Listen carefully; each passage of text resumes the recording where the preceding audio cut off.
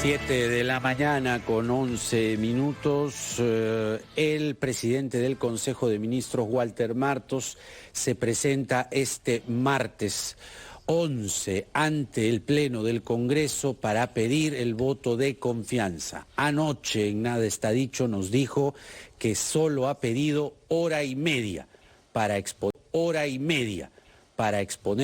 la política general de gobierno, y tendrá que ser, no porque no nos guste el mediano o el largo plazo y no creamos que sea necesario, pero tendrán que ser políticas de corto plazo, políticas relacionadas a preservar la vida de los peruanos y al empleo de los peruanos, al trabajo de los peruanos, y para que haya trabajo, evidentemente, una reactivación económica seria y firme tiene que ponerse en marcha. Para comentar los que deberían ser los ejes del mensaje del señor Martos este martes,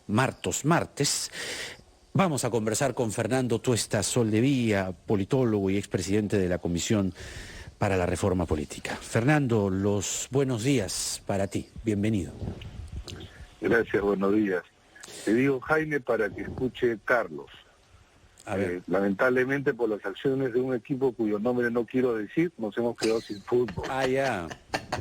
No, lamentablemente, la camiseta, don Fernando, ¿eh? Sí, pues ahí le salió el hinchaje a Fernando. Son 2 contra 1, por si acaso. Recuerde, Fernando, que somos compadres. Así es. Y ahora nos hemos quedado todos sin campeonato, pues. Por eso, una tira de irresponsables. Eso no son hinchas, pues. Claro. Que tuvieran 100 años, ¿no? Ah, ya. Fernando, usted ha venido con la pierna en alto. No puede. Ha entrado así como. Así es. Ha entrado como el panadero Díaz. Usted mejor no nos acordamos del clásico de la vergüenza de los 80, ¿no? Así que. Uy. Se ha celebrado hace poco, se ha recordado los 30. 3 de agosto de 1988. Esto da para mucho. Así es. Mejor no nos desviemos porque nuestras cuitas futbolísticas para otro momento, mi querido Fernando. Las cuitas que más bien tienen que superarse son las del Ejecutivo y el Legislativo. Martos ha entrado con otro tono. Martos además tiene horas de vuelo durante la cuarentena en este acercamiento, en esta calle que ha ganado con la gente en regiones. ¿Tiene más opciones el señor Martos, tal como parece anticiparse, a diferencia de Cateriano, Fernando? Sin duda, por varias razones. En primer lugar, porque ya el solo hecho de no dar un voto de confianza, de investidura a un gabinete, cosa que nunca se había hecho en la historia, en realidad, de la República, de investidura me refiero. Claro. Muy difícil que el Congreso vaya a negar en segunda oportunidad, porque esto ya significaría una crisis que se profundiza, ¿no?, en medio de la alarma, y no creo que además el Congreso haya ganado con la primera negativa. Pero en todo caso, aquello que parece un déficit, es decir, falta de experiencia política, creo que le juega a favor de un Congreso en donde no creo que él reciba o tenga una animadversión previa, ¿no? Sino por el contrario, le agrega lo que tú acabas de señalar, Jaime, en aquello que justamente una serie de congresistas llamaban o señalaban que era un problema, ¿no? La lucha contra la pandemia no había sido labrada en el discurso anterior con singular énfasis. Pero además porque creo que efectivamente hay una inclinación, y este es, creo, el perfil del nuevo presidente del Consejo de Ministros, aquello que justamente estamos llegando pues a niveles muy altos, ¿no? Estamos en los 20.000 muertos y esto no tiene todavía visos de enfrentar debidamente, y que es la preocupación mayor de este gobierno y que creo que de cualquier gobierno, ¿no? Así es. Fernando, sin embargo, quedan muchas dudas con respecto a la relación que puede quedar, a pesar de que esperamos todos la situación del voto de confianza, la relación que puede quedar entre Congreso y Ejecutivo, porque hay definitivamente una especie no sé si decirle animadversión, pero sí un deseo de interpelación y hasta de censura a 2 ministros que están en puestos claves, uno de ellos la de Economía. ¿Cómo ve usted esto? A ver, una cosa es que dejen pasar a todo el gabinete, ¿no? Que es algo así como el vagón, y otra que estén de acuerdo en cada uno de los asientos de ese vagón. Y entonces van a ir sobre los cargos de los ministros que tú acabas de señalar. De hecho, ya hay fecha para el caso de Martín Benavides de Educación, y se está a la espera de lo otro. Yo creo que además allá se cruzan otro tipo de cosas, ¿no? El caso de Martín Benavides, más allá de lo que se diga, es claro, es manifiesto, que es observado además el desempeño, el interés que han habido de muchos congresistas que tienen relaciones en muchas de estas universidades que han sido afectadas con el licenciamiento y que muestran claramente que la responsabilidad que se le achaca además al ministro Benavides, que no tiene que ver tanto por su desempeño aún relativamente corto en el ministerio, en la cartera, sino presidiendo la SUNEDU, que ha dejado fuera pues a una cuarentena de universidades, muchas de estas universidades de estafa, pero que en realidad se deja de lado un gran negocio, ¿no? Porque esto ha sido en el Perú. Así es. El gran negocio de la estafa universitaria.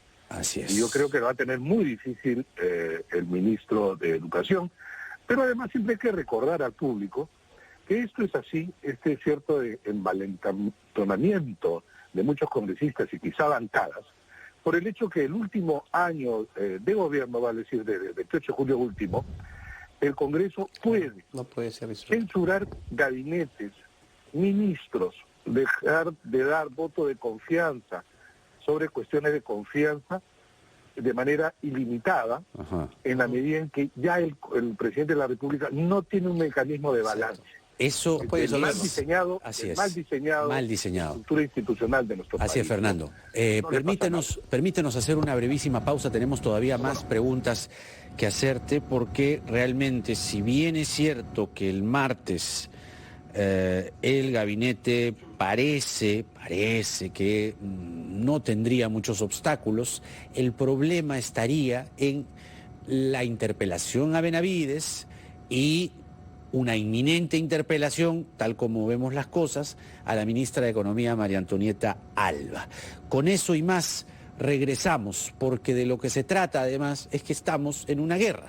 Y si los 2 poderes del Estado, o 2 de ellos quiero decir, están enfrascados en esta discusión, en una discusión que no nos conduce a nada más allá de resolver asuntos o intereses particulares, los que vamos a perder somos todos los peruanos. Venimos con Fernando Tuesta aquí en La Rotativa del Aire, 7:19. Retornamos en La Rotativa del Aire de RPP, La Voz del Perú, 7:22 de la mañana. Estamos conversando con Fernando Tuesta respecto a esta coyuntura política que, bueno, esperemos se calme luego de la tormenta que hemos tenido en la presente semana. Fernando, yo quisiera aprovechar la oportunidad para tocarle un punto muy importante también con miras a los próximos comicios. El día de ayer se aprobó el texto sustitutorio de la democracia interna en los partidos políticos.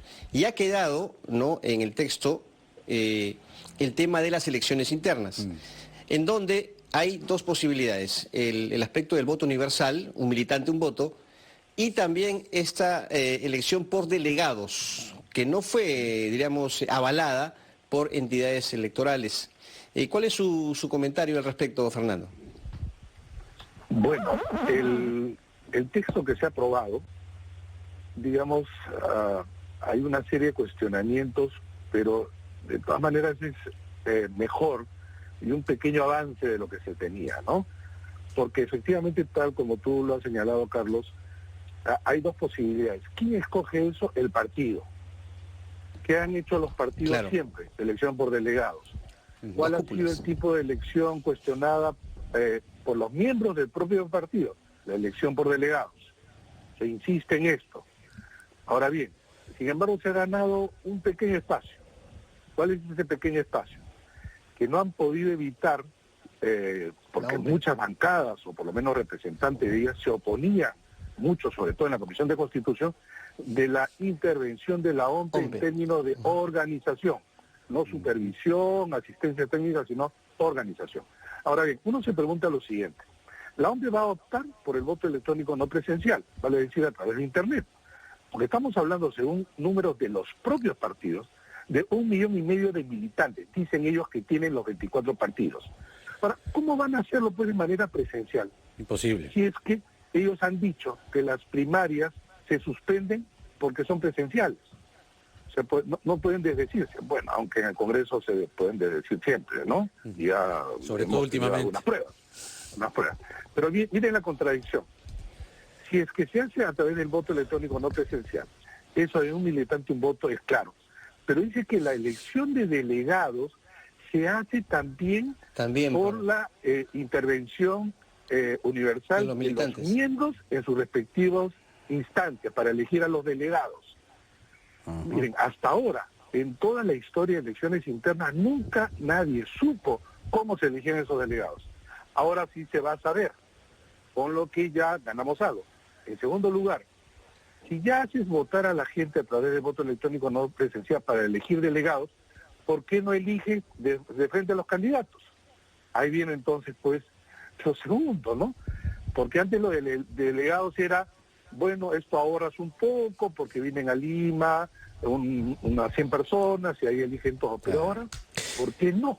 Ese es un tema. Y segundo lugar, la segunda observación, y con esto termino, Jaime, discúlpame, que es muy importante, se ha establecido la ampliación del horario de votación de 7 de la mañana a 7 de la noche.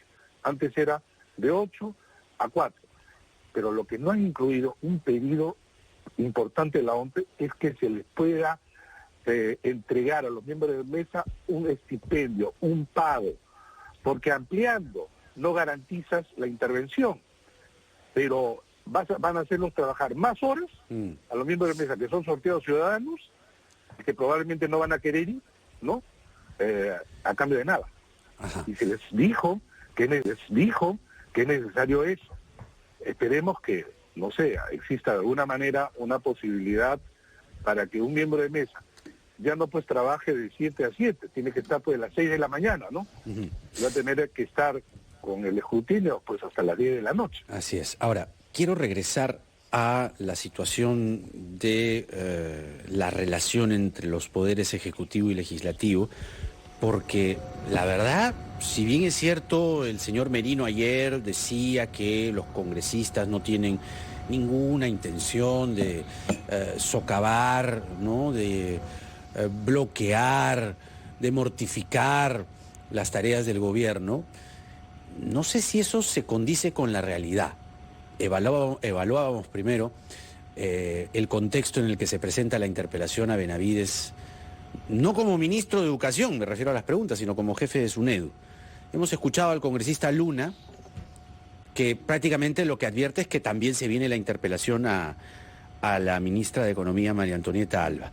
El presidente de la República más bien ha mostrado, aparentemente, un tono mucho más concertador, más conciliador, ha pedido el diálogo, ha invocado al Pacto Perú, pero ¿es posible que esta relación pueda realmente fluir sobre temas concretos, entendiendo esto como el contexto que está por venir? Es decir, hay una campaña que ya está, ¿no?, en marcha, pero hay temas esenciales en el que las bancadas o los partidos tendrán que delinear o por lo menos establecer ciertos márgenes para que el Congreso no sea un ente que vaya en otra ruta, tal como está pasando, de acuerdo a la estrategia que el gobierno debe emprender para reducir la mayor cantidad de peruanos muertos por el coronavirus. ¿Es posible este entendimiento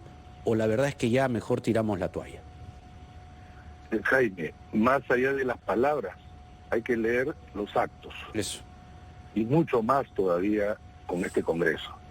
Entonces, yo no veo ningún interés por el lado del Congreso llevar adelante lo del Pacto Perú. Yeah. Creo además que el ámbito de la discusión y la relación y el acuerdo es el Parlamento de la República. Porque si bien es cierto, se habla del acuerdo nacional, ningún partido ha dicho ahí ese es el lugar. Porque además hay un punto que hay que recordar.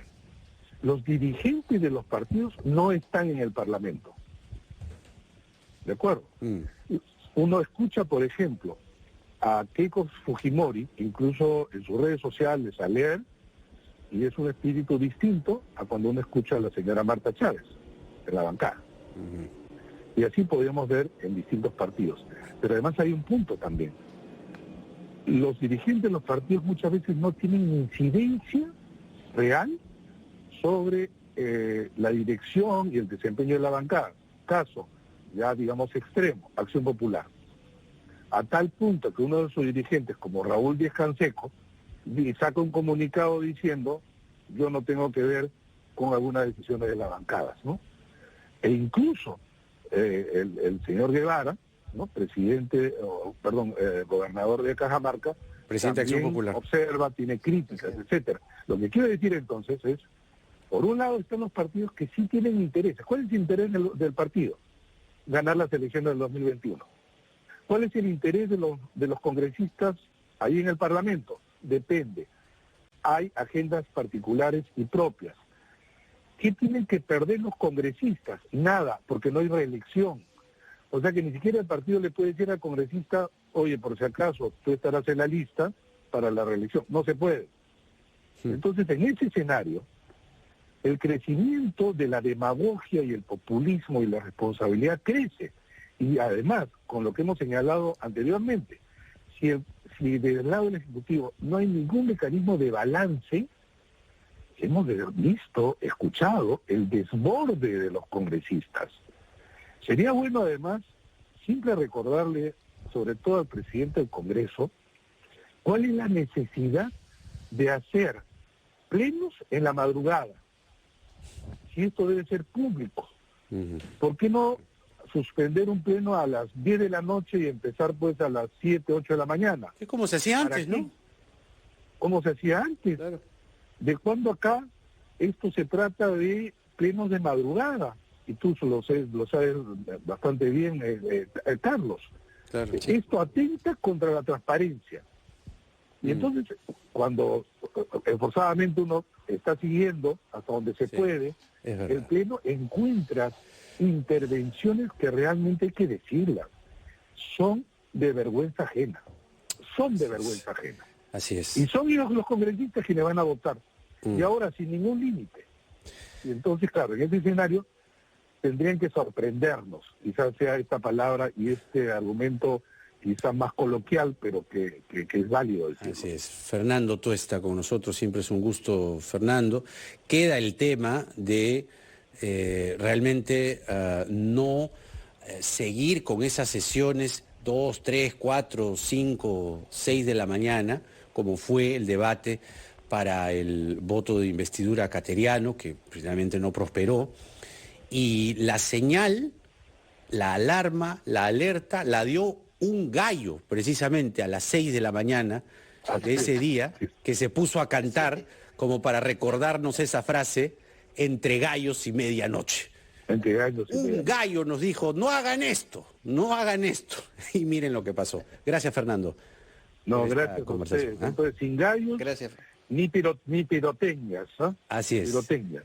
Ni malos hinchas, ¿eh? En ningún equipo. Ni malos hinchas. En ningún caso. Los hinchas, por más rivalidad, lo que queremos es que el fútbol prospere. Lamentablemente estas personas que se hacen pasar como hinchas, lamentablemente, la han fregado todo. Por el aniversario de la U, de todas maneras. Gracias por eso, Fernando. Gracias. Aunque la verdad ha sido un aniversario sombrío. Y deslucido por esos cuetones, lamentablemente. Vamos a la pausa a las 7:33. Regresamos.